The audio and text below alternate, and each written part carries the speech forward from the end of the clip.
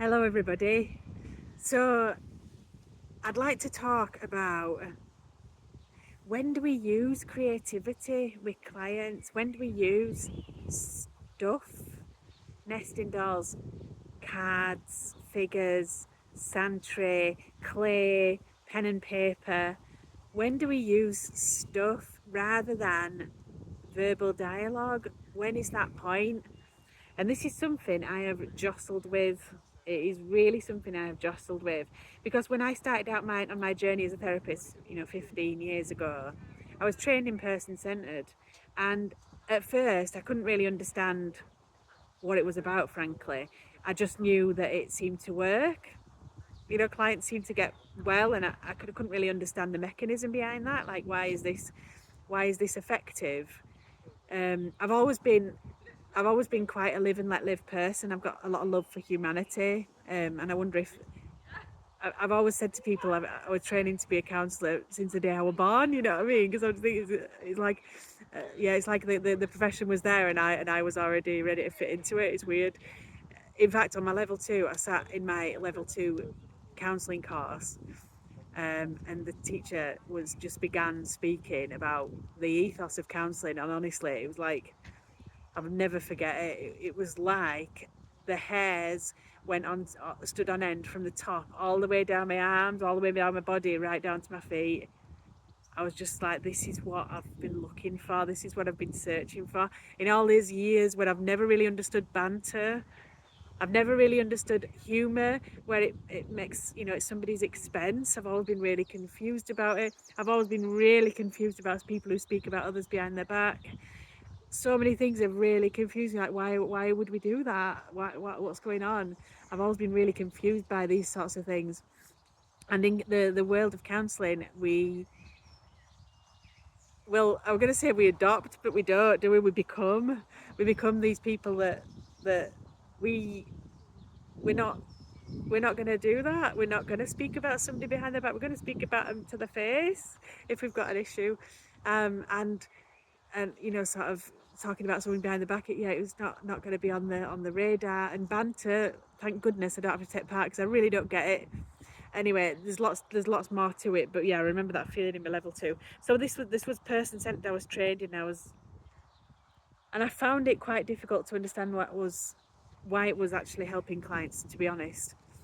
I've always been a creative soul. When I was young, I did an art degree in my early 20s.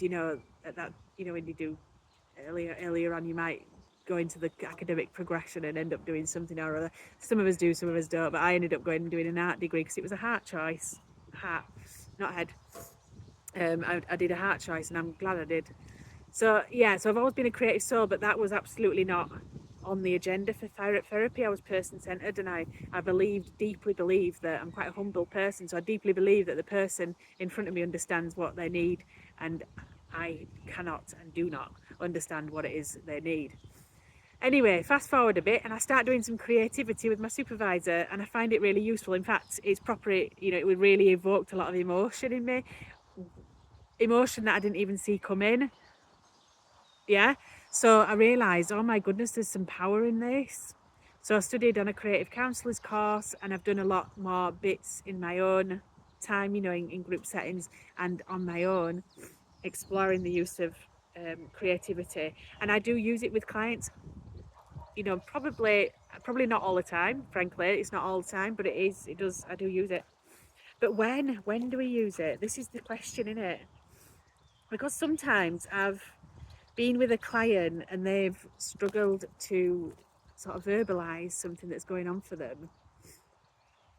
And I can feel myself thinking, I wonder if they would really benefit from, using cards to explore this. And I've noticed the feeling, I wonder if the benefit of using cards, blah, blah, blah. And I've ignored it. And I've just sat and I've just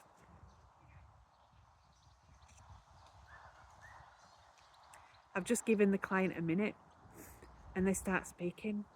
9 times out of 10, they start speaking. And in that moment, I've reflected, if I had got out my magic box full of tricks, they wouldn't have said what they've just said. I'd have taken that moment. So finding my balance with this has been really tricky for me. So this is how I'm navigating it. For a start, I am using my resources in an incredibly person-centered way. They are very client-led.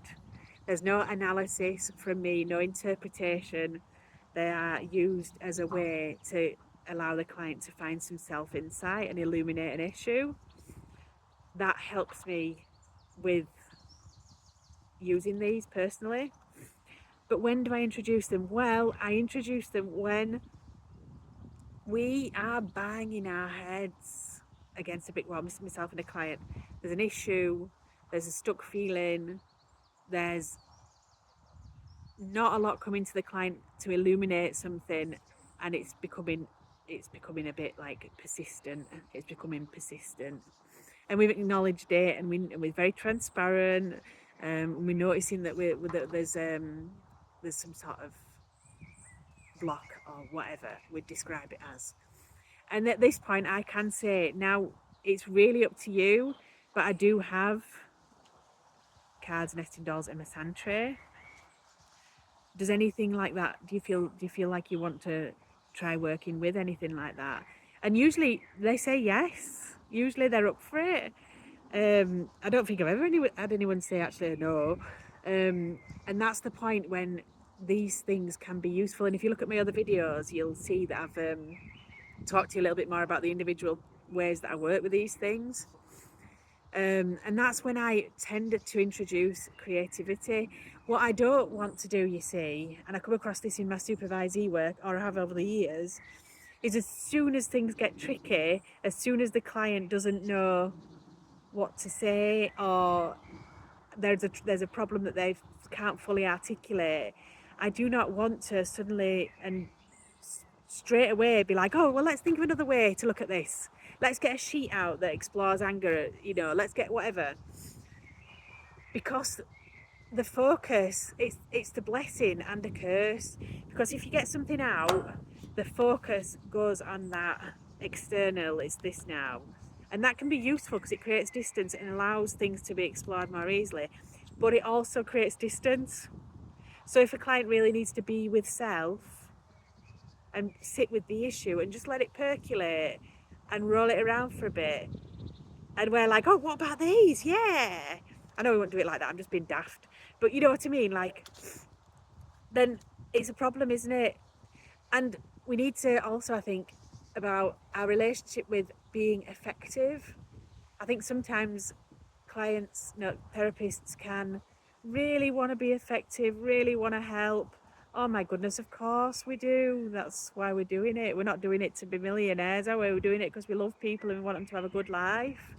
So we really want to help. So we think, oh, I'll just try this, I'll try that, I just want to help. And I think if it's coming from that place, it can be less useful. Birds in the trees that seem to be making loads of racket. I think if it comes from that place, it can be less useful because it's really for us, isn't it? It's not for the client. So that's how I've navigated it. But I do think, and this is truthful, I'm always try to be truthful, I have had occasions, probably once or twice, where I've used loads of creativity with a client because it felt like they were really struggling to be forthcoming about their situation. And I've used it and used it and used it, and we've both sort of, like kind of run out of options a little bit. And only when I stopped with it all and went back to reflecting, paraphrasing, immediacy, real relational depth, did the movement start again for the client. So I've had those experiences too, where I've been, this has actually got in the way. So I hope that's useful. I don't plan these at all. I don't plan what I'm going to say. It's like I'm having a conversation with you. So there's probably lots of things that I would like to mention, and later on I'll be like, oh, we should have mentioned that. But I hope that was useful, and it sort of maybe helped you start thinking about this for yourself and how you feel about it, because you're different to me. Yeah, you might think differently. That's all right. So yeah, thank you for joining me, and I'll see you later. All right, bye-bye.